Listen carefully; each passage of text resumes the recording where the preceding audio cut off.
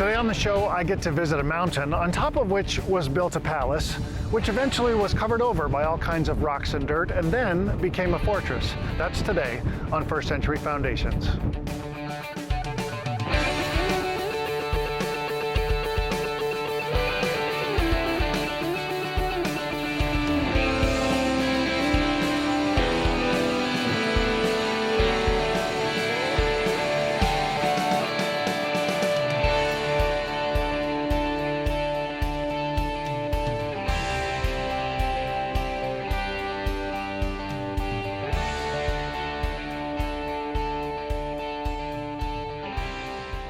Well, today I'm very excited because I get to visit a place called Herodium. This is an amazing, amazing site.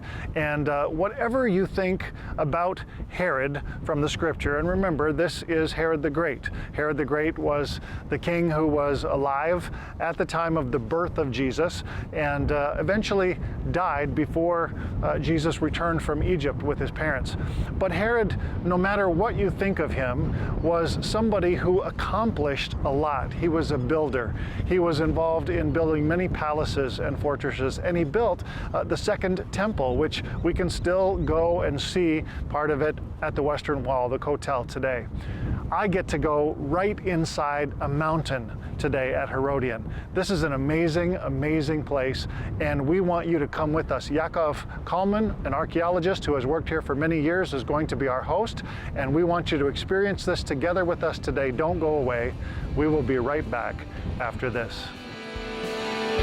Coming up, Jeff joins archaeologist Yakov Kalman at the fortress known as Herodium.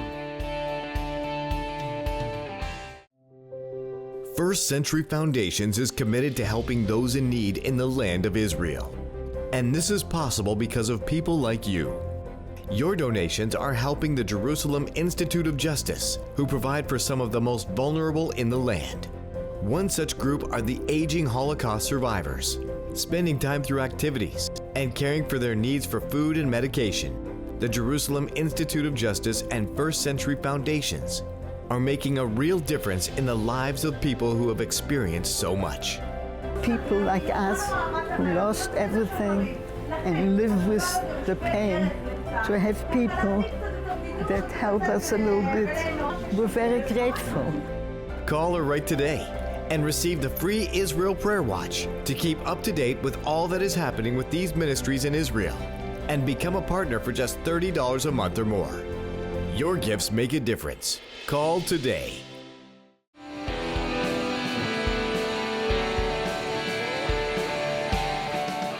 Hi, I'm here at Herodium today and very excited. This is my very first time here at this site, and thank you for being with us. You are Yakov Kalman, you're an archaeologist.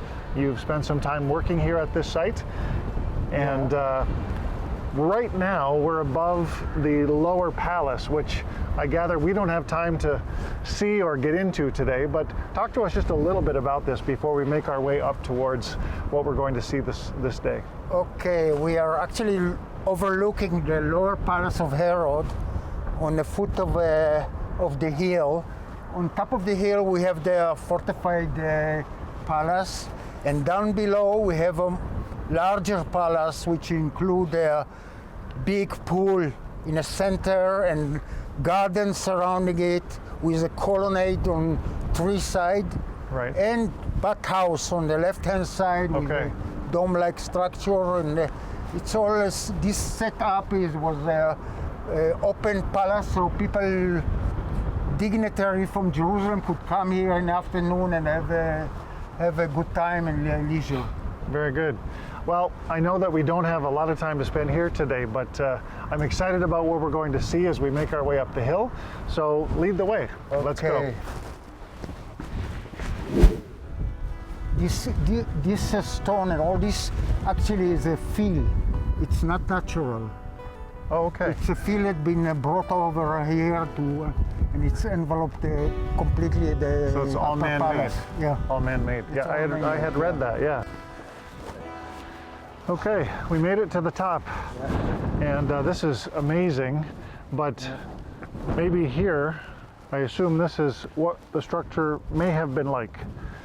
Yeah, that's model is sort of it's a reconstruction of what was in Herod time. Right. The palace looked like. We're overlooking toward the east that way. So Okay. we have the eastern tower, which is complete round tower, and what remains of it, it's only the very base of it, which is about 12 or between 12 and 16 meter high. Okay. It's a full base, and the two other story right above it are missing. They are missing. They're not here. Right. Beside that, we have a two parallel wall, circular wall, that goes around with half towers on each direction. Okay. The south, north, and west. We see them we see them. I'll point to you when we continue. Okay. One half tower, the northern one, is right here? over there, Okay. and it's partly excavated. Now we have on this parallel wall, circular wall, we reconstruct about 5 story above zero level, Okay. above the bedrock. Right. And we have, nowadays we know, we have 2 story down below the Okay. zero level, which is vaulted, they are roofed with vault. Well, Yeah. I want to see, I love the model, Yeah. but I want to see the actual places. So Yeah. maybe let's go together. Yeah. This would have been the main entrance?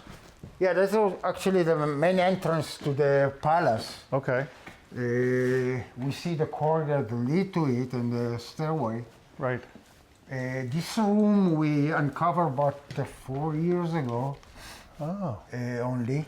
very recent. And it was covered with a fresco which has been removed to repairs. Okay. The Antiquity Authority took it for Do some- repairing and gluing and all that. Restoration. He's gonna be back here soon. The corridor himself. This looks very impressive.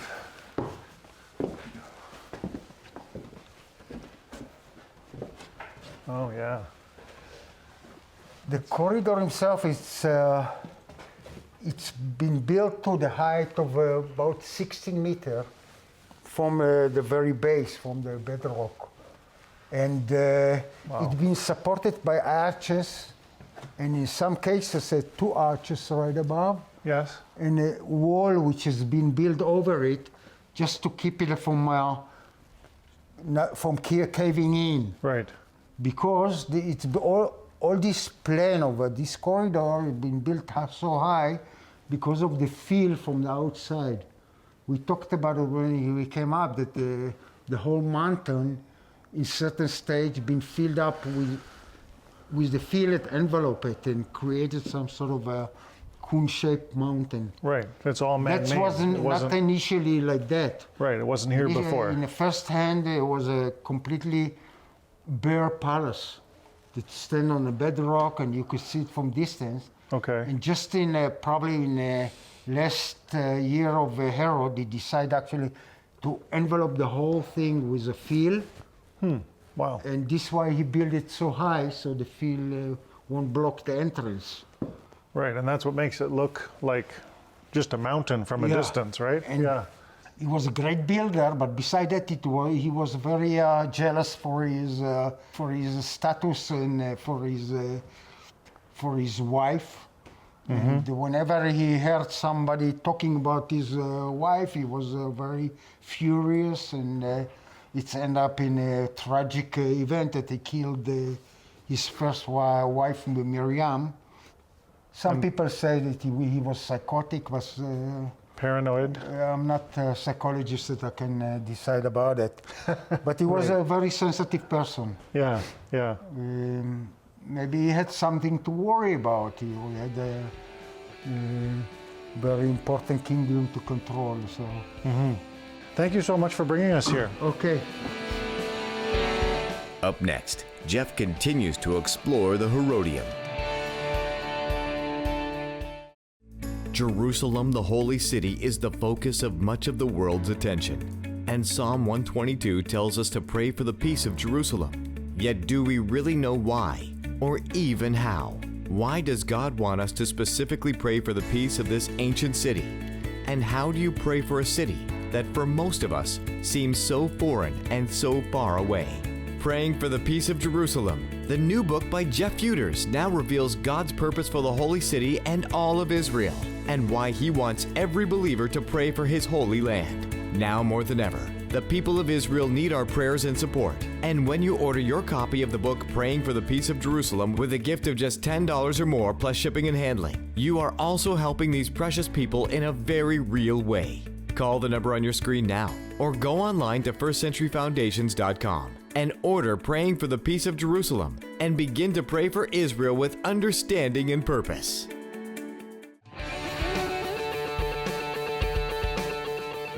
Now we're heading down into the ground. Yeah, we're heading into the very heart of the mountain. It's all set up of a cistern that This is we're cool. going to go through. And a lot of revolved tunnels. Careful these steps. Watch your head here. Yes. What is this opening here? Cistern area? Yeah, it's one of the cisterns. We have about 3 cisterns here, and the one there on top, the intermediate cistern, Okay. which we saw. Now, this cistern actually composed of 2 parts. We have this part that has been excavated completely to the very end, Right. and Wow. you see the stairs that goes into it. That's a typical cistern from Herod Palaces. Right. Also, we have in Masada the identical cistern like that. Now help me out. Are we down in the ground now, or is this still part of the palace?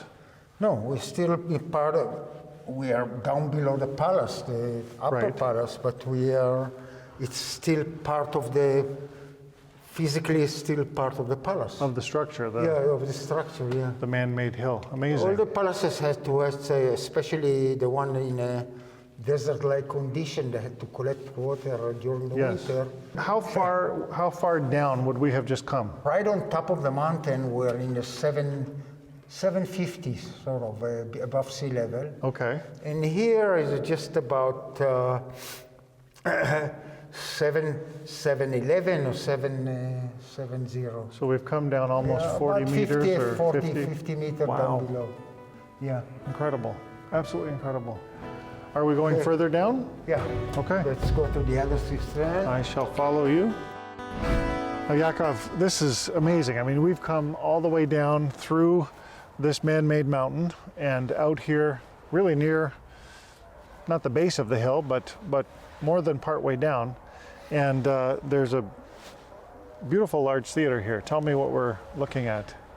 We start excavating a little bit farther on top, and we uncover a head of walls.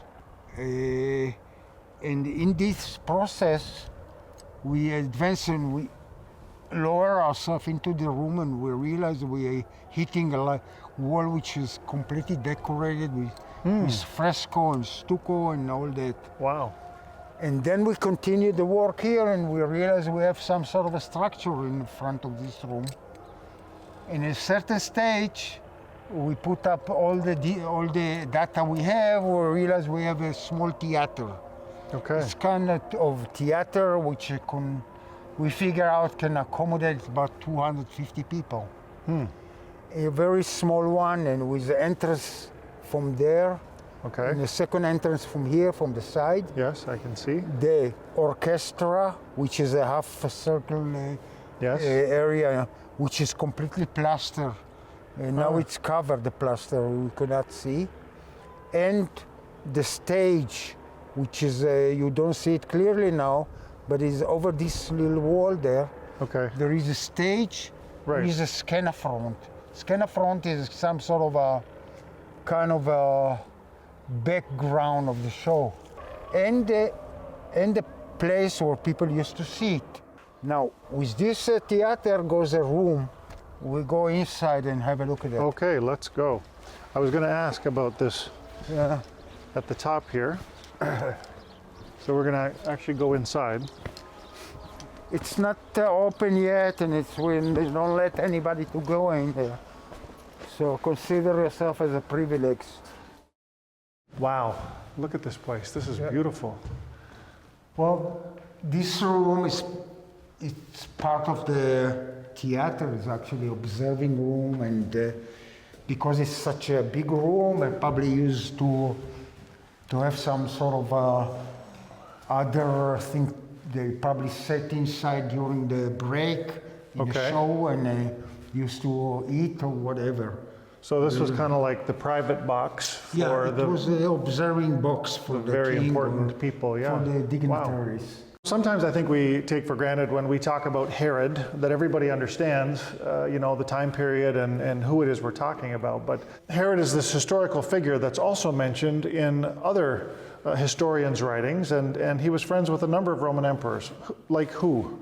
Remind us. He was actually, Herod was a very clever person, and he knew where the wind goes. Okay. And he was making, he was friend with whoever can help him.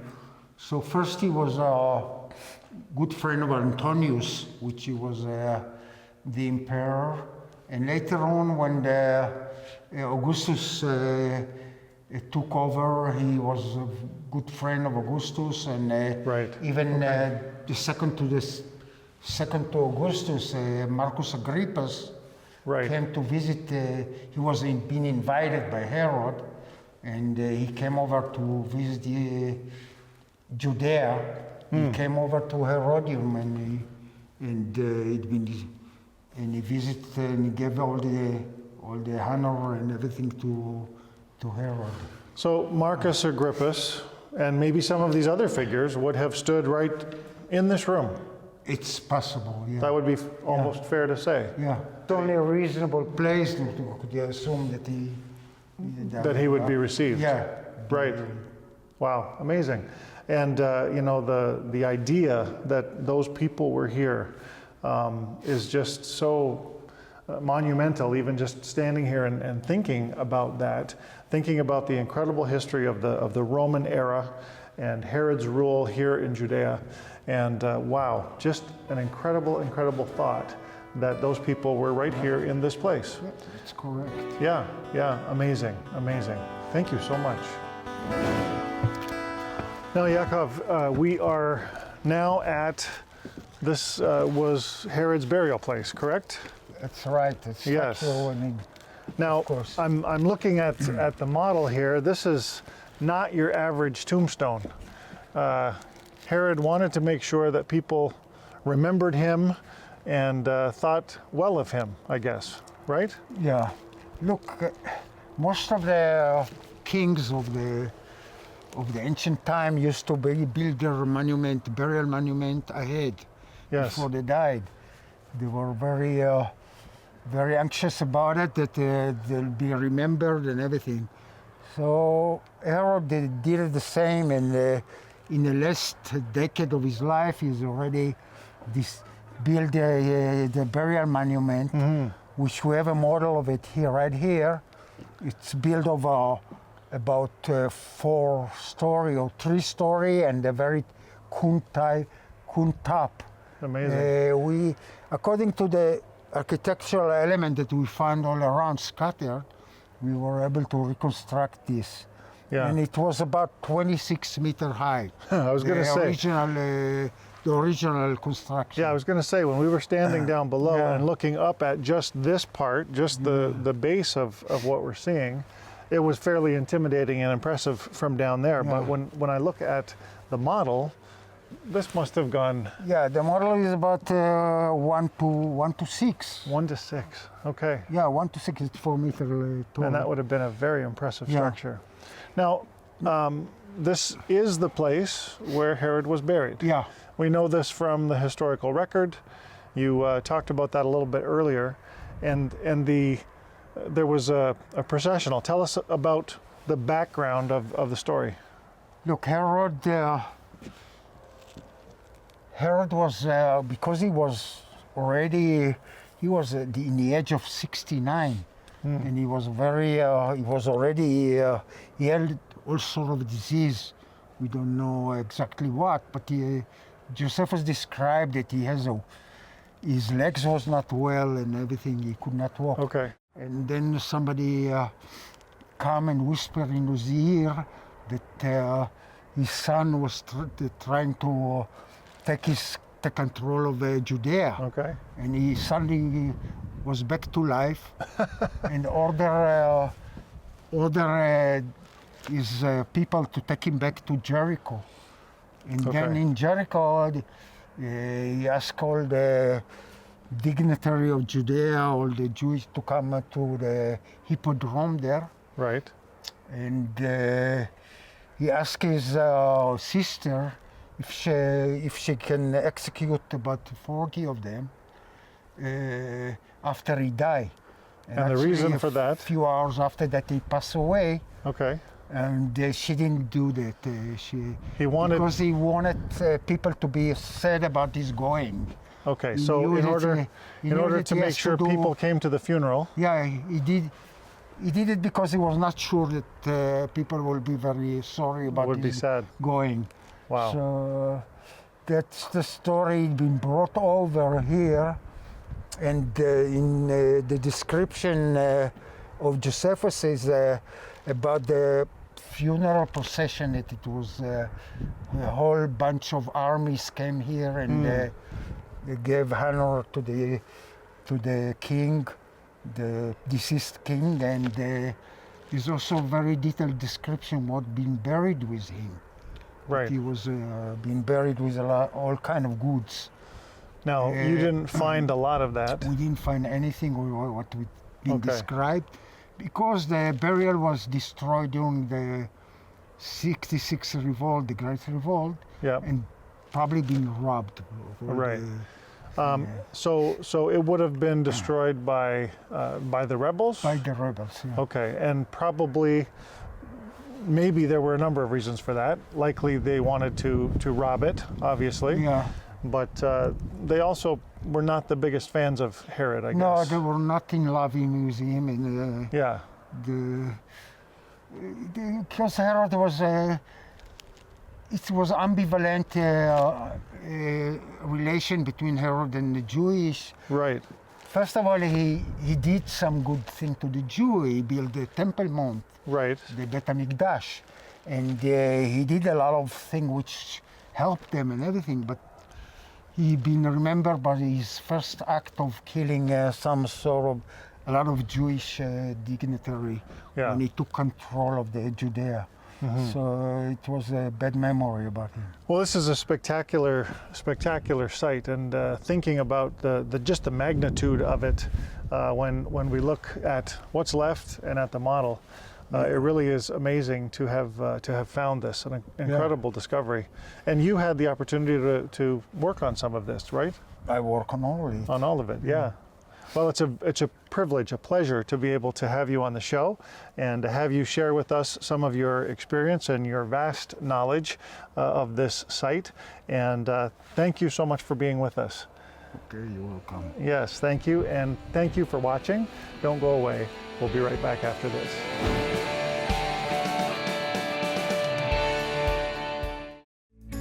We hope you enjoyed this episode of First Century Foundations with Jeff Futers. This season is packed with amazing visits with people and places rarely shown on television. And now, for the first time, First Century Foundations is releasing extended cuts from the series with previously unseen footage. In this first DVD of extended cuts, you can now see Jeff's entire visit with Dr. Garth Gilmore to the ancient site of Tel Hazor. This incredible site sheds new light on the conquests of the Israelites as they entered the Promised Land under Joshua. You will also see the full edit of Jeff and desert tour guide Arthur Dumash as they explore the Negev desert and the abundant plant life that helps to further illustrate the biblical account of the Israelites and just how amazing God is. Call or write today to order your copy of this first Extended Cuts DVD for a gift of $20 or more plus shipping and handling. And be sure to keep watching First Century Foundations.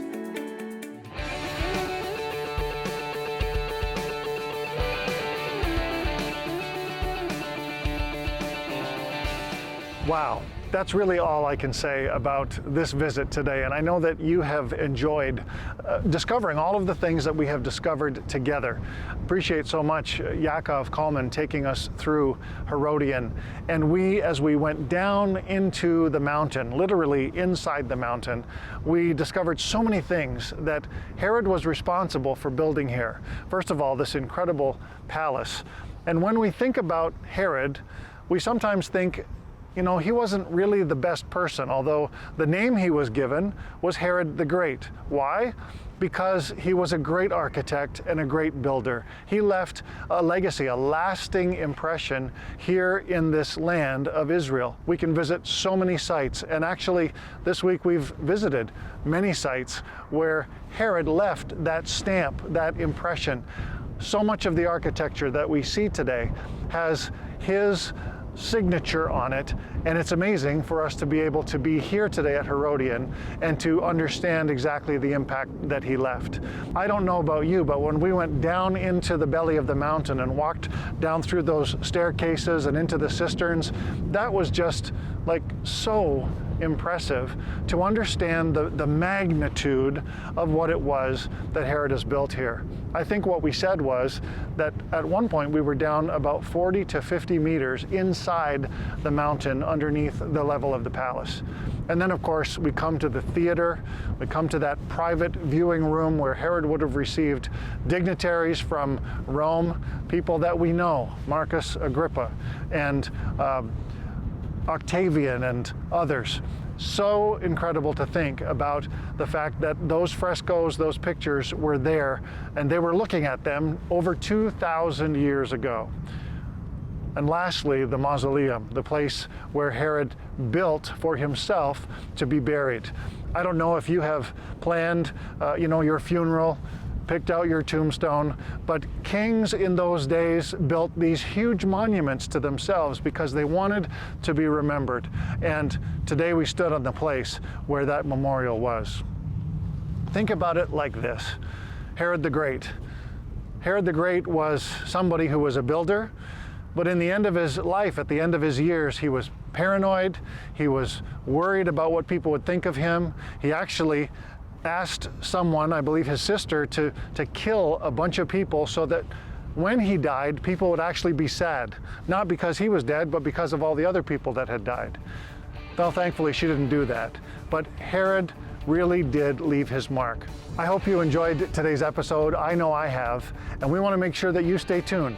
Watch us next week on First Century Foundations.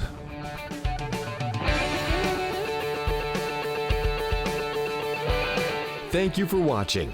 To learn more about this program and the ministries in Israel that we help, or to receive the Israel Prayer Watch, call the number on the screen or visit us online at firstcenturyfoundations.com.